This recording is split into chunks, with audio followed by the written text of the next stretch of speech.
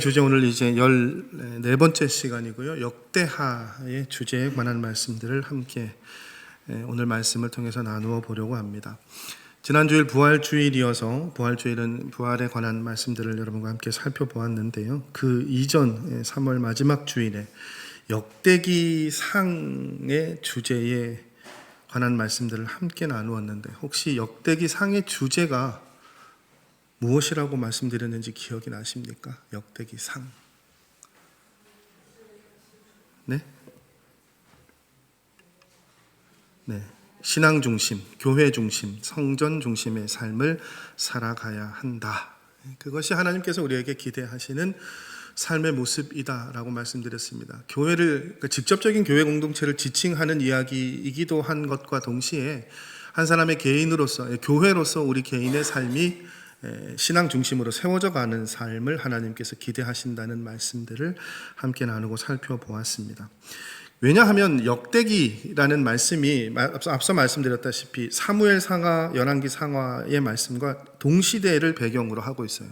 똑같은 역사서입니다. 그러니까 같은 시간을 다루는데 굳이 이 역대기 상하라는 말씀이 쓰여질 이유가 있었을까요? 같은 시대를 다루는 역사적인 이야기들인데요. 그런데 역대기의 말씀들이 쓰여지게 되었죠. 이유는 이 시점이나 관점이 다르기 때문이라고 말씀드렸고요. 역대기는 이스라엘의 역사를 무엇을 중심으로 쓴 책이라고 말씀드렸습니까? 성전을 중심으로. 그래서 역대기 말씀은 그렇게 신앙을 중심으로, 교회를 중심으로, 성전을 중심으로 살아가야 하는 것, 그런 삶을 하나님께서 기대하신다라는 내용들을 담고 있습니다. 역대상에서는 그 중심에 관한 말씀을 나누었다면 이제 역대하의 말씀을 통해서는 특별히 오늘 역대하 7장 말씀을 중심으로는 그러면 거기서 한 걸음 더 나아가서 어떤 이야기들을 하나님께서 우리에게 말씀하시느냐.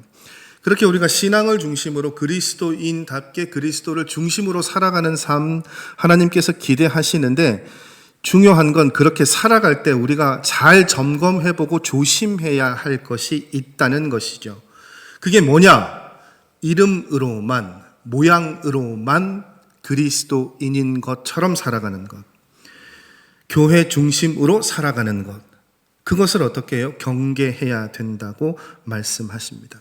조금 더 직설적으로 말씀드리자면 껍데기만 교회 중심적으로 살아가는 경우 그것에 관한 이야기들을 말씀하고 계세요. 왜냐하면 역대기의 이스라엘의 역사를 보면 나중에도 또 한번 소개해 드릴 것이고 역대상을 말씀할 때도 소개해 드렸습니다만 북이스라엘의 왕들의 이름을 거의 배제를 했다고 말씀드렸죠. 왜냐하면 이 사람들이 표면적으로는 하나님을 믿는 것처럼 하는데 전혀 그런 삶을 살지 못했단 말이죠.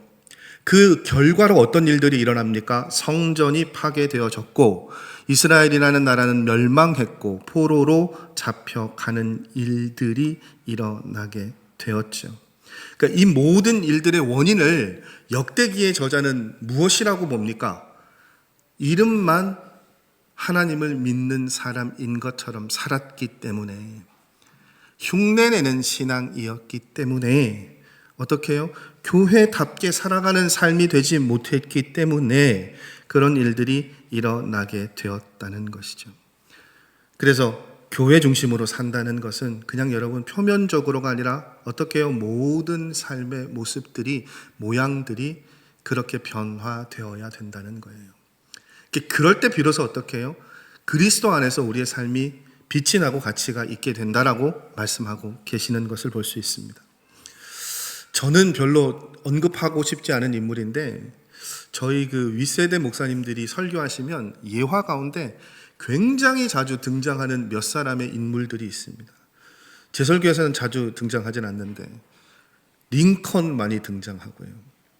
그 다음에 링컨 못지않게 많이 등장하는 사람이 한 사람이 있는데 그 사람의 이름이 무엇이냐? 록펠러입니다.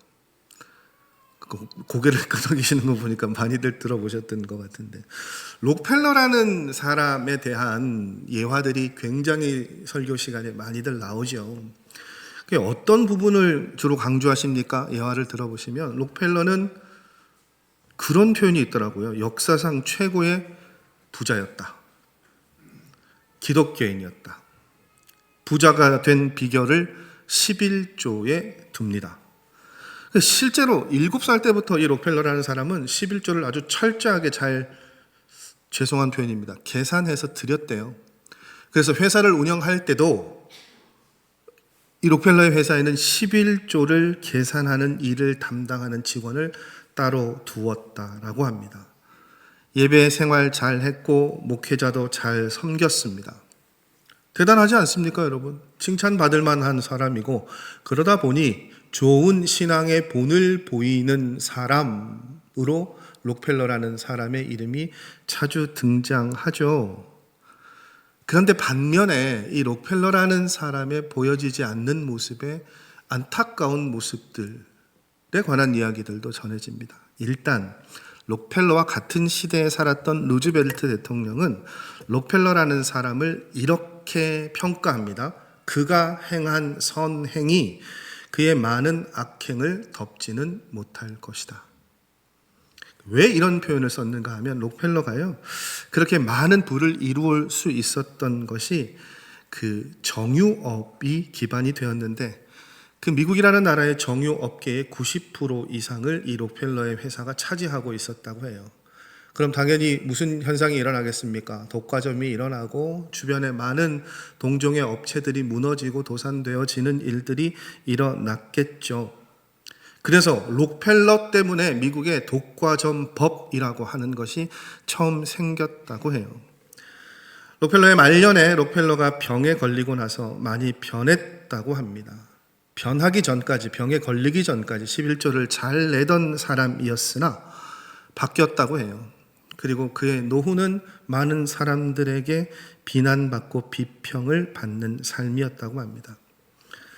적절한 예일지 모르겠습니다만 이 록펠러의 삶이 정확하게 여러분 그런 삶이지 않겠습니까? 교회의 신앙의 이름만, 무늬만 가지고 있는 삶이요.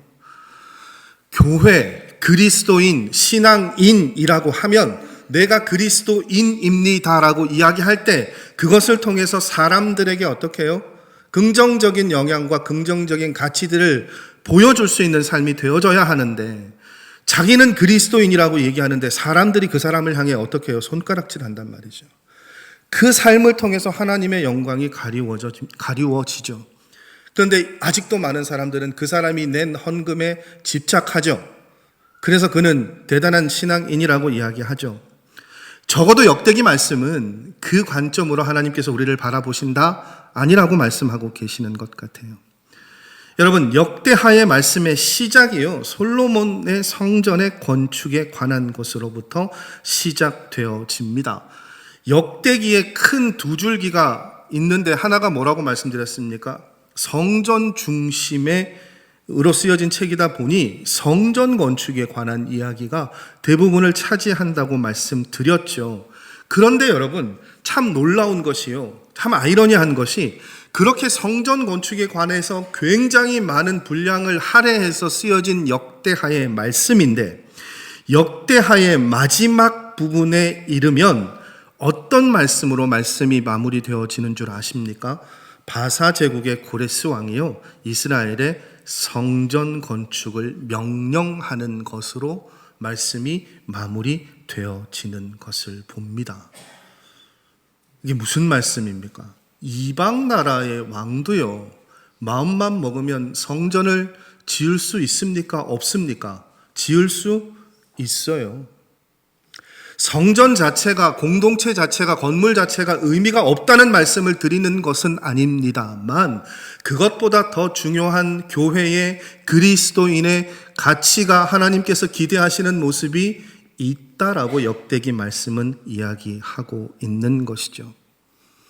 외형적인 것, 겉으로 보여지는 것, 그것만이냐 신앙이라는 것이, 하나님께서 기대하시는 모습이라는 것이 아니라는 거예요. 여러분, 솔로몬의 성전 건축에 대해서 역대기가 굉장히 많은 분량을 향해서 그 건축을 이야기합니다만, 그 성전이 무너졌습니까? 무너지지 않았습니까? 무너졌어요. 무너진 이유가 어디 있습니까? 견고하게 짓지 않아서요? 더 많은 돈을 들이지 않아서요? 직접적인 이유는 바벨론이 공격해서 성전이 무너졌으니까요. 바벨론 사람들이 공격해서요? 아니요.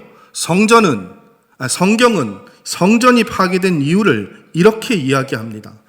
역대하 7장 19절에서 20절 말씀을 보면 하나님께서 이렇게 말씀하십니다. 너희가 만일 돌아서서 내가 너희의 앞에 둔 내 율례와 명령을 버리고 가서 다른 신들을 섬겨 그들을 경배하면 내가 이 성전을 내 앞에서 버려 모든 민족 중에 속담거리와 이야기거리가 되게 하리니. 여러분, 하나님께서 성전을 무너뜨리신 이유가 어디 있다고 말씀하십니까? 성전인, 교회인, 사람들의 죄 때문이에요. 어떤 죄요? 하나님을 신뢰하지 못하고요, 하나님의 말씀 따라 살아가지 못한 죄 때문에요. 여러분, 북이스라엘 역대기에 언급되어지지 않는 북이스라엘 왕들도요, 그리고 역대기에 조금이나마 언급되어져 있는 남유다의 왕들도 죄송합니다, 도끼인 객기이긴 합니다만 그 사람들의 공통적인 모습은 이 사람들이 성전 중심의 삶을 살았느냐 살지 않았느냐, 겉으로 보기에는 살았죠. 겉으로 보기에는 그들의 삶의 궤적이 방향이 성전을 벗어났습니까? 아니요. 그들의 하나님 앞에 제사를 드리지 않았습니까? 오늘날로 말하면 예배를 드리지 않았습니까? 아니요. 그런데 그들의 삶을 하나님 뭐라고 평가하십니까? 성전을 벗어난 삶이요. 성전이라는 이름만 사용하고 있었지, 그들의 삶은 실제로 신앙을, 교회를, 성전을 무너뜨리는 삶을 살아가고 있었다는 거예요. 저와 여러분에게도 동일하게 경고하시는 말씀이지 않겠습니까? 공동체로 보면 교회 안에서 교회를 세우는 사람이 있죠. 그런데 똑같은 공동체 안에 교회를 파괴하는 사람이 있죠. 교회를 무너뜨리는 사람들의 모습들이 있어요. 그런데 우리가 그걸 분별하지 못하죠. 이 안에 우리 모두가 같이 예배를 드리는데 누가 교회를 세우고 누가 교회를 무너뜨리겠습니까? 다 똑같아 보이죠. 그런데 다르거든요. 함께 예배 드리지만 누군가는 교회를, 자신의 삶을 그리스도인답게 세워가는 사람이 있고요, 함께 예배를 드리지만 교회 공동체를 무너뜨리고 파괴하고 자신의 삶도 그리스도인으로서의 삶을 온전히 세워가지 못하는 사람들이 있단 말이죠. 지금 역대기의 말씀은 그것을 우리에게 이야기하고 있습니다. 그러니까 저와 여러분은 그리스도의 중심으로 온전하게 몸과 마음과 외형적인 것, 내면이 다 살아가는 삶이 될 수도 있고요, 또 어떤 경우는 어떻게 해요? 이름만, 모양만, 흉내만 그리스도인인 것처럼 살아갈 수도 있다는 거예요. 하나님 원하시고 하나님 바라시는 것은 무엇입니까? 우리가 그리스도인, 교회라는 그 본질을 잘 지키고 찾고 세우고 회복하는 삶이 되어야 한다고요. 그것을 역대하의 말씀에 이 사람의 행동을 통해서 좋은 예시로 하나님께서 보여주시는 것을 우리가 확인할 수 있습니다. 누구일까요? 솔로몬이요. 솔로몬이란 왕은요, 우리가 잘 알고 있는 것처럼 솔로몬 하면 가장 먼저 떠오르는 단어는 지혜입니다. 재판일 수도 있고 부일 수도 있고 굉장히 긍정적인 것들을 우리가 솔로몬이라는 사람을 생각하면 떠오를 수 있어요. 근데 여러분, 한번 여쭤볼게요. 솔로몬이 그렇게 남들과 다르게 뛰어나게 얻은 지혜, 지식, 부, 재물, 영광 하나님께서 주셨단 말이에요. 언제 받았습니까? 솔로몬이 어떻게 했을 때 하나님으로부터 남들은 하나도 받기 어려운 그 모든 것들을 그렇게 받을 수 있었습니까? 언제라고 여러분 생각하십니까? 솔로몬이 언제예요? 성전을 잘 건축하고 마무리 지었을 때요? 성전 건축을 다 잘 마무리하고 다 완공하고 나니까 하나님께서 그것에 대한 보상으로, 상으로 그것을 주셨습니까? 아니죠. 솔로몬이 언제 그러한 것들을 하나님께 받았습니까? 제가 굉장히 자주 소개하는 시점인데요, 너무너무 사모하고 담고 싶은 솔로몬의 기도예요. 왕이 되고 하나님 앞에 일천 번제를 드렸을 때 그의 정성을 보시고 하나님 앞에 예배하는 그에게 하나님께서 환상 중에 말씀하십니다. 뭐가 필요하냐고요. 말씀을 읽을 때마다 목사로서 저는 굉장한 전율이 일어나는 표현이 있죠. 뭡니까? 지혜를 달라고 하는데 어떤 지혜를요? 하나님의 백성을 다스릴 수 있는 지혜예요. 내 백성 아니고요. 하나님의 백성이요. 철저하게 하나님 앞에 솔로몬은 자신이 어떤 존재? 왕 아니요. 하나님께 모든 것들을 의지하고 따라가는 사람. 하나님의 말씀을 기다리는 사람. 어떤 말씀이든지 하나님의 말씀에 반응할 수 있는 사람. 그 정체성을 드러내죠.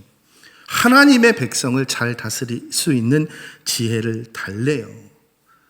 그 기도의 제목을 들으시고 하나님께서 어떻게 대답하십니까? 내가 장수를 구하지도 않고 부를 구하지도 않고. 그래서 저는 이 이야기 읽을 때마다, 이 말씀 읽을 때마다 늘 그거 생각나요. 금도끼, 은도끼요. 정직하게 하나님의 백성을 잘 다스릴 수 있는 지혜를 달라고 하니까 하나님께서 무엇은 그냥 덤으로 주십니까? 부도, 장수도, 건강도, 영광도 그냥 덤으로 주시는 거예요. 이 말씀이 무엇을 우리에게 도전해주고 있습니까? 여러분, 성전보다 더 중요한 것은 성전의 본질이에요. 교회 건물보다, 교회 공동체보다, 교회 안에서 내 이름과 내 직책보다 더 중요한 것은요, 내가 어떻게 그리스도인으로 살아가고 있느냐예요. 그걸 하나님 말씀하고 계시는 거예요. 본질이죠. 본질을 이야기하는 거예요. 여러분, 모세의 성막, 솔로몬의 성전, 단순 비교하면 어느 게 더 좋아 보입니까? 당연히 성전이지 않겠어요? 화려하기 이를 데 없죠. 그런데 이 두 가지를 놓고 비교할 때 그렇게 표현합니다. 모세의 성막은 무너진 적이 없으나 솔로몬의 성전은 무너졌다고요. 무슨 이야기입니까? 크고 화려한 것이 중요한 것이 아니라 하나님이 함께 계시는 저와 여러분의 삶 공동체의 모습이 되어야 된다는 거예요. 모이는 공동체로서 우리 교회의 가장 중요한 것은 하나님이 우리 안에, 이 공동체 안에 거하시느냐 아니냐가 가장 중요한 문제예요. 저와 여러분 한 사람 한 사람 교회로서의 그리스도인으로서 살아가는 삶의 걸음에도요, 우리가 지금 어떤 자리, 어떤 모습, 어떤 위치에 있는가 보다 더 중요한 것은요, 지금 내 삶의 자리에 하나님께서 함께 계시느냐 계시지 않느냐예요. 그게 중요한 것이고 그게 본질이란 말이죠. 교회의 본질이 뭐라고요? 여러분, 하나님이 계시느냐 계시지 않느냐예요. 그럼 그 하나님이 거하시려면 우리 공동체 안에 여러분 한 사람 한 사람 개별적인 교회로서 부름받은 여러분의 삶 가운데 하나님이 계시려면요, 하나님이 거하시려면요, 우리에게 필요한 것이 무엇이겠습니까? 오늘 제가 봉독해드렸던 역대하 7장 14절의 말씀은 그것을 이렇게 소개합니다. 함께 봉독해 보시죠. 함께 읽습니다. 내 이름으로 일컫는 내 백성이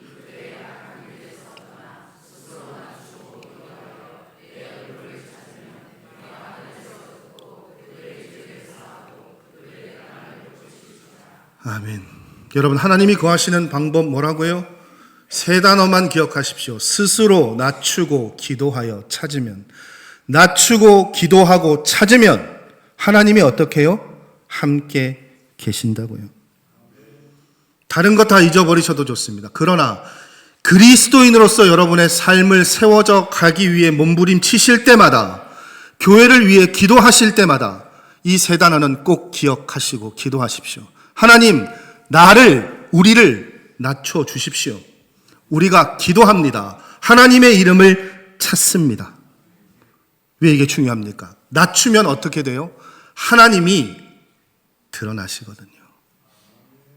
낮추면 하나님이 일하시거든요. 그래서 지겹게 말씀드립니다. 신앙은 뭐라고요? 나를 비우는 거예요.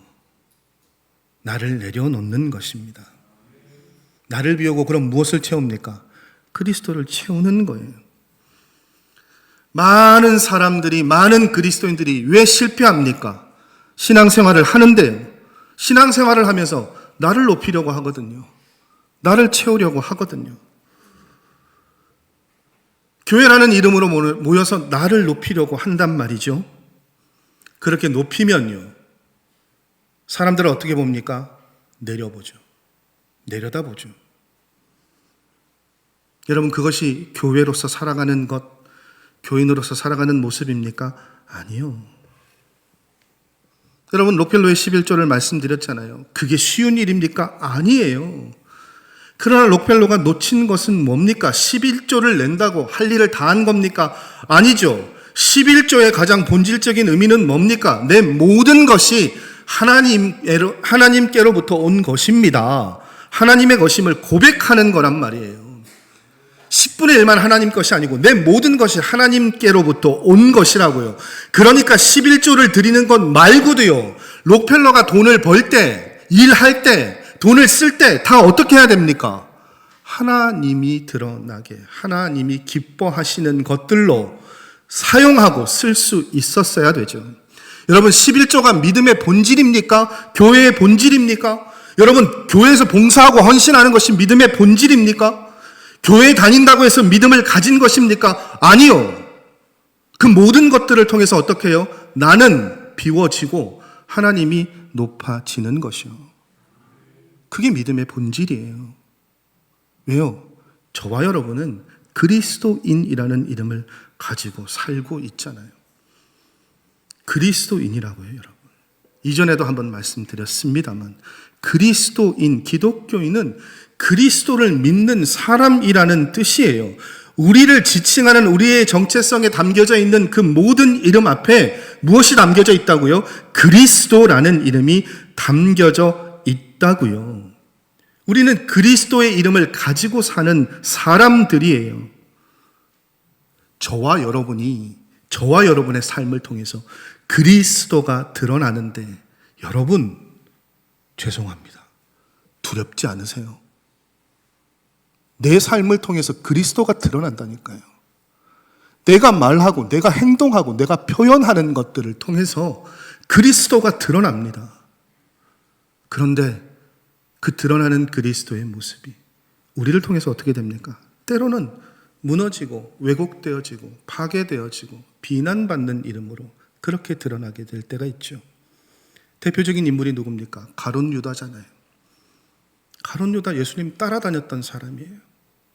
그런 가룟 유다가 어떻게 해요? 그리스도와 관계가 있는 사람인데요, 저와 여러분처럼 그리스도인이었는데요, 이 사람이 그리스도를 판 사람이 되었어요. 뭐가 없었기 때문에요?